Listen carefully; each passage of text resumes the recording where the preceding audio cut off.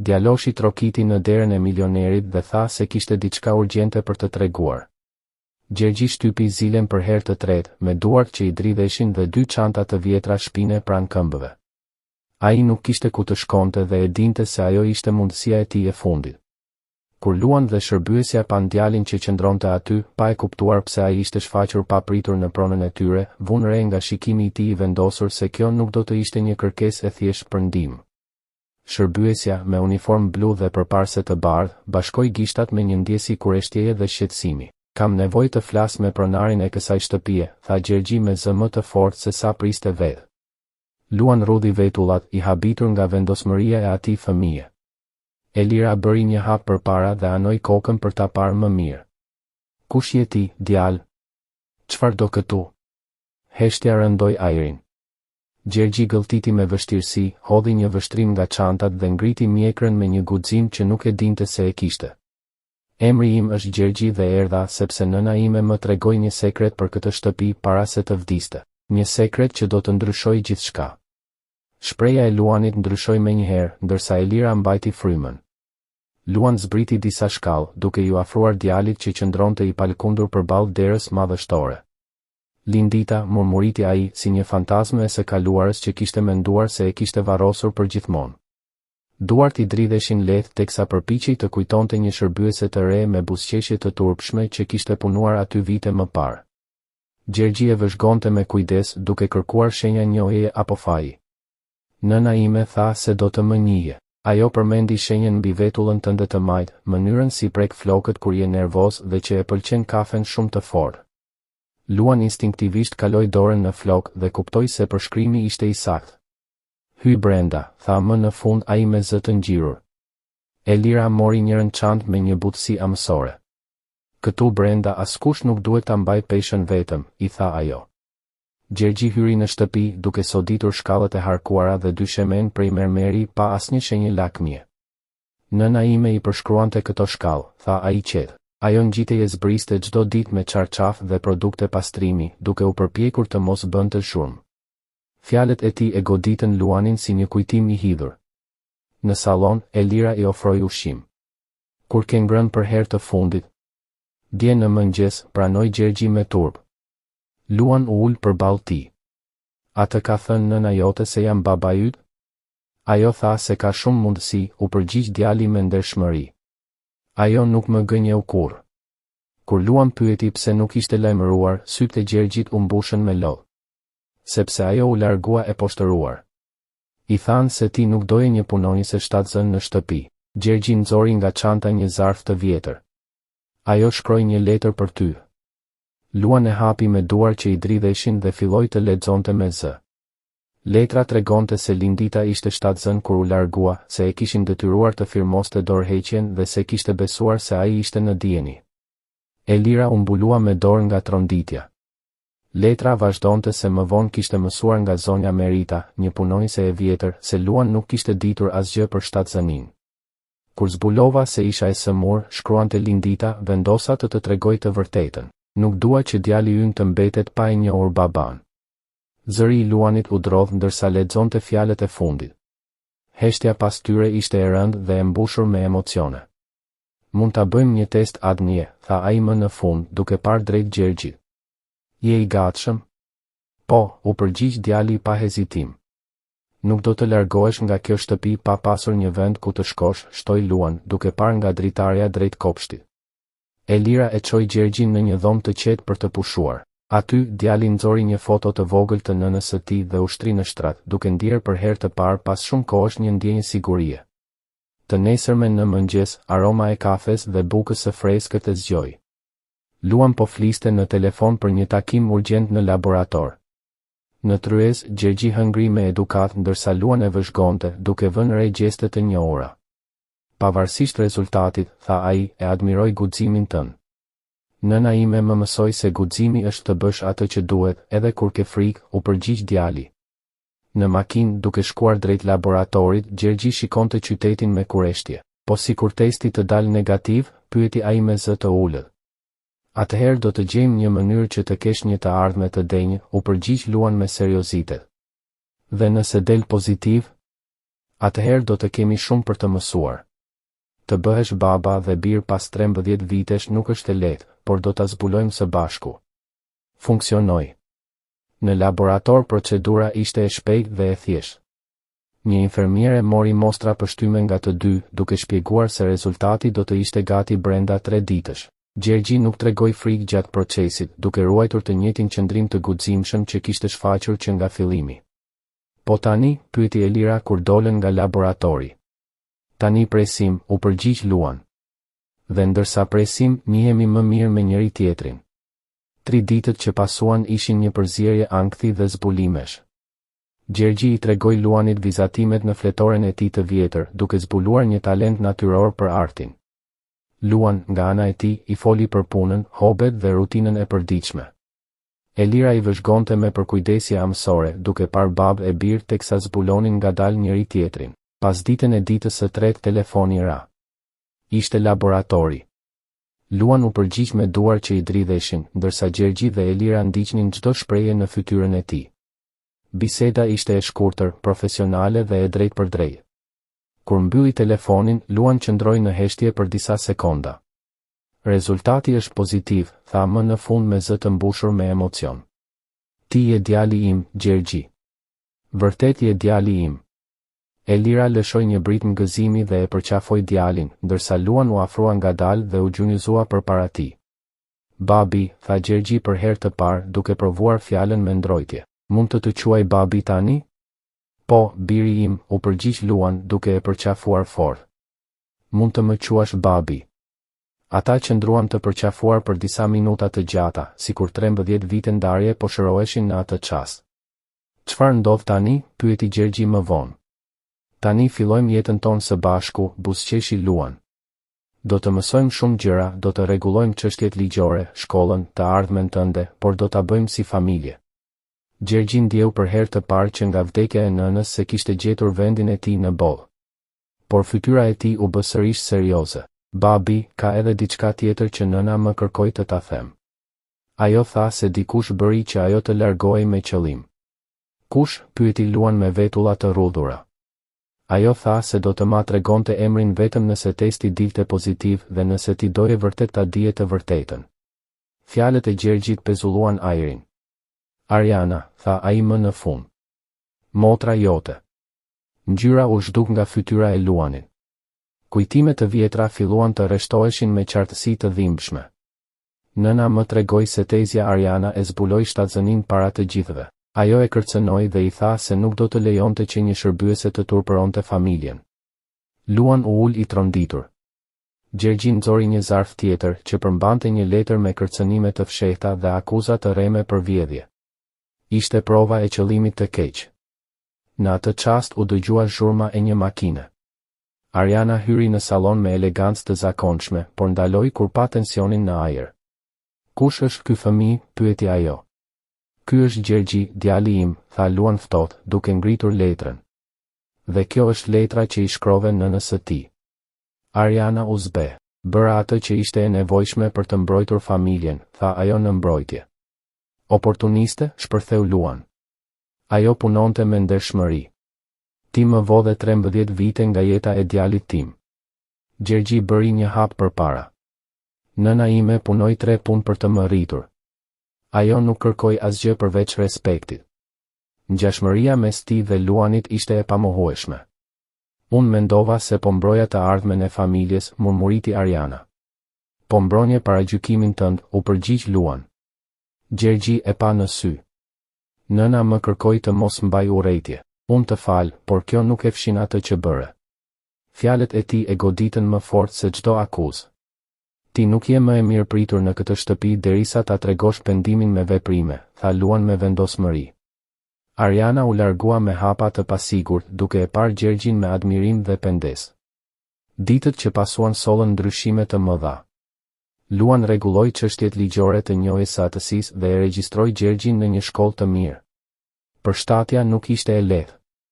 Më quajnë djali i shërbyeses, rrëfeu një ditë Gjergji me syt poshtë.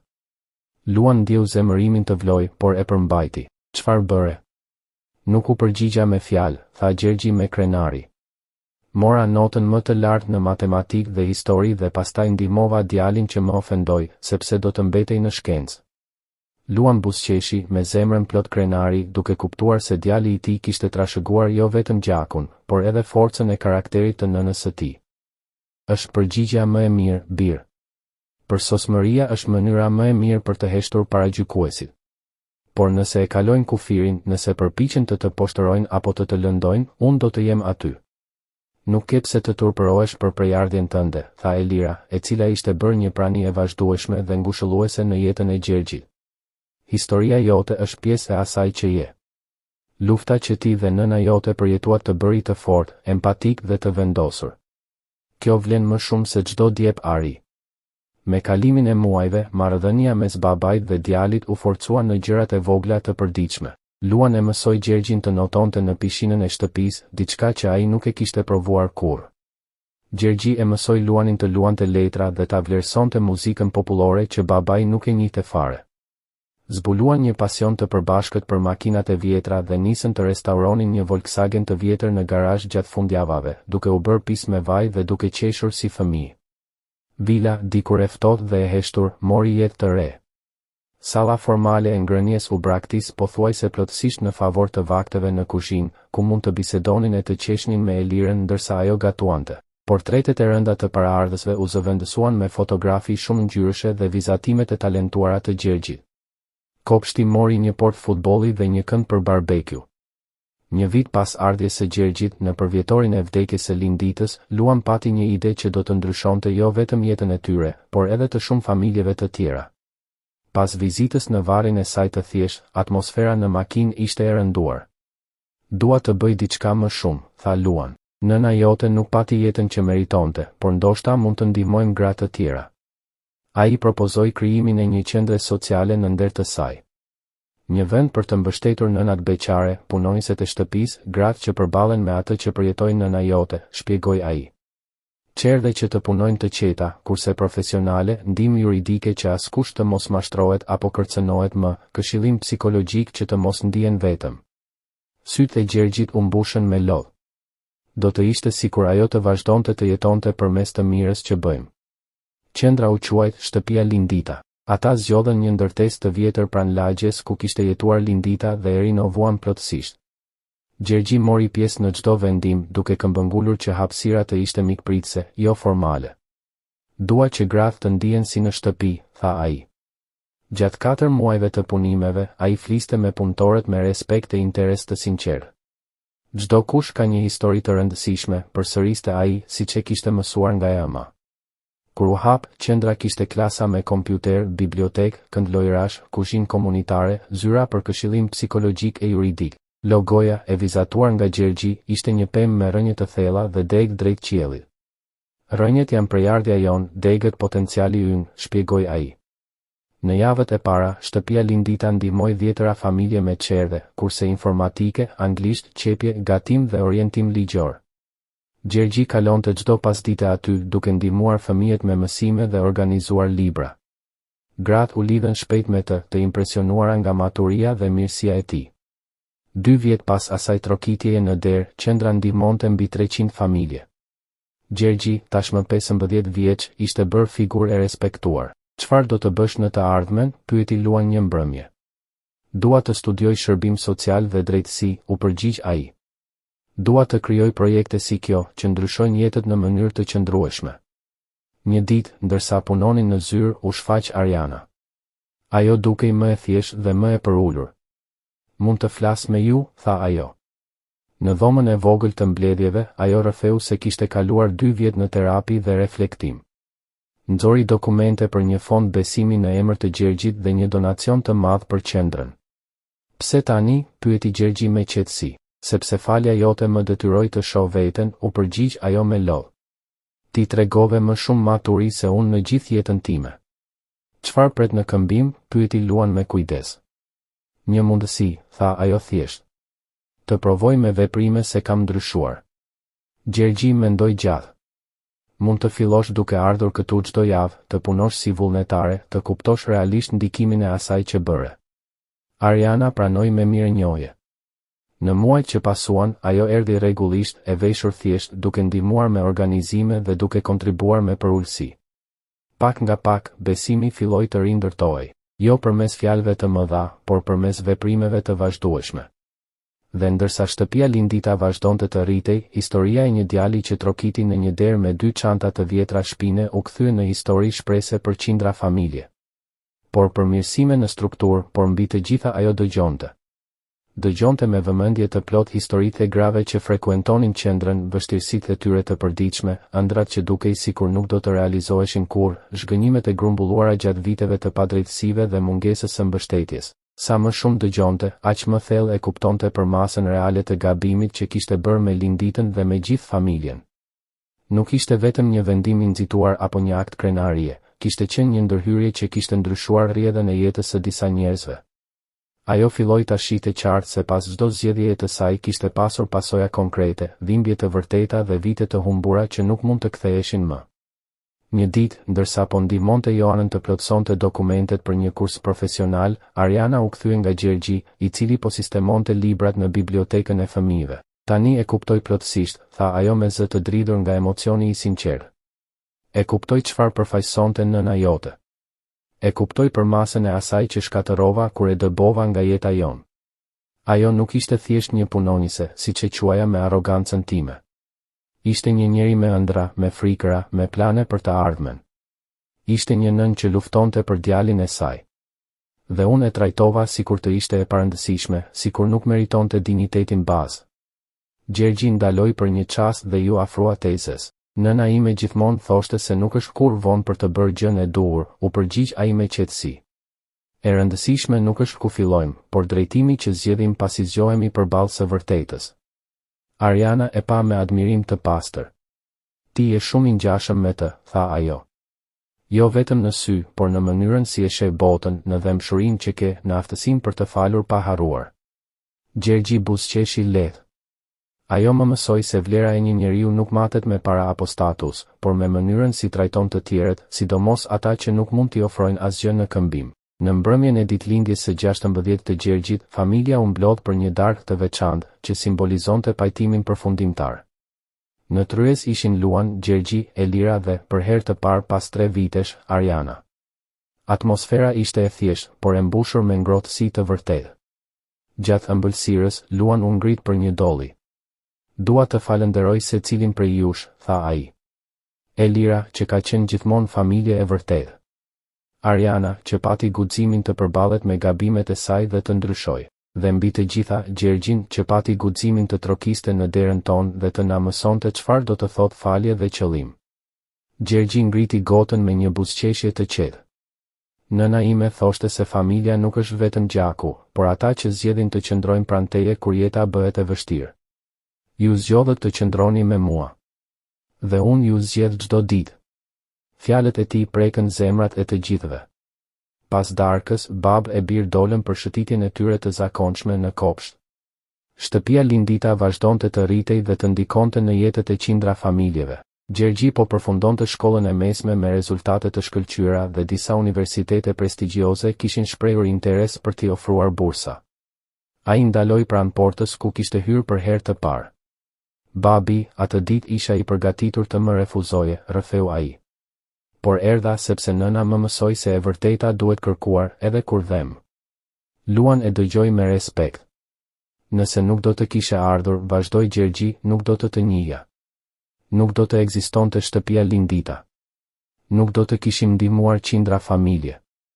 Luan ndjeu sytë ti mbusheshin me lodh. Nëna jote ishte gruaja më e mençur që kam njohur. Dhe ti je dëshmia e gjallë se dashuria e vërtet nuk humbet kurrë. Ata qëndruan për disa minuta në heshtje, duke parë dritat e ndezura të shtëpisë. Brenda, Elira po sistemonte kuzhinën, ndërsa Ariana po përgatiste dokumente për një takim të rëndësishëm të qendrës. Ishte një familje e rindërtuar, jo e përsosur, por e vërtet në dashurinë e saj. Gjergji, tha Luan më në fund, të dua pa kushte. Jo vetëm sepse je djali im, por sepse je një njeri i jashtëzakonshëm. Edhe unë të dua, babi, u përgjigj ai. Jam mirënjohës që hape derën atë ditë. Atë natë, para se të flinte, Gjergji shkroi në ditarin e tij, siç bënte gjithmonë që nga vdekja e nënës. Ai shkroi për ditëlindjen, për familjen e bashkuar, për planet për të ardhmen. Dhe e mbylli me një fjali që përmbledh të gjithë rrugëtimin e tij: "Mami, i realizuam ëndrat e tua. Gjetëm vendin ton në botë. Faleminderit që më mësove të jem i guximshëm, i drejtë dhe i mirë." 3 vite kishin kaluar që nga dita kur një djalë me 2 çanta të vjetra trokiti në një derë të madhe. Tani, me pjekuri dhe perspektiv, Luan e dinte se ajo ishte dita më transformuese e jetës së tij. Jo vetëm sepse gjeti djalin, por sepse kuptoi kuptimin e vërtetë të familjes, faljes dhe përgjegjësisë sociale. Dhe ndërsa shtëpia qetësohej për një tjetër natë, Gjergji pa nga dritarja drejt yjeve dhe pëshpëriti: "Faleminderit, mami, që më mësove se guximi për të kërkuar të vërtetën është dhurata më e madhe. Faleminderit që më tregove se nuk ka rëndësi nga vim, por ku zgjedhim të shkojmë." Fara që ai kishte mbjell atë ditë kishte lulëzuar përtej çdo ëndre, dhe historia e tij vazhdonte të frymëzonte, duke dëshmuar se dashuria, kur mbështetet mbi të vërtetën dhe qëllimin, mund të ndryshojë botën.